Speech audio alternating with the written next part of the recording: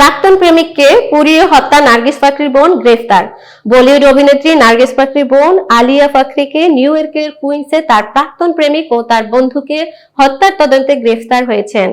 গণমাধ্যমের এক প্রতিবেদন অনুযায়ী 43 বছর বয়সী আলিয়ার নামে অভিযোগ, একটি দোতলা গ্যারেজে আগুন লাগিয়েছেন। এর ফলে এডওয়ার্ড জেকবস 35 ও আনাস্তাসিয়া এটিনি 33 এর মৃত্যু হয়। জানা যায় আলিয়ার জন্ম আমেরিকার কুইন্স এলাকাতে, সেখানেই বড় হয়ে ওঠা। আলিয়ার প্রাক্তন প্রেমিকার নাম এডওয়ার্ড জেকবস। তার বান্ধবী অ্যানাস্টাসিয়া স্টার ইটেইন অভিযোগ, দুজন যখন একটি গ্যারেজে ছিলেন সেখানে আগুন ধরিয়ে দেওয়া হয়।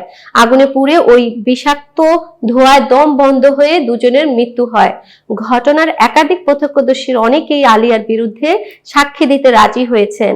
এদের মধ্যে একজন জানিয়েছেন, কথায় কথায় একাধিকবার প্রাক্তন প্রেমিককে মেরে ফেলার হুমকি দিয়েছেন আলিয়া, কিন্তু সেই সময় তারা বিষয়টিকে হালকাভাবে নিয়ে হাসিতে উড়িয়ে দিয়েছেন।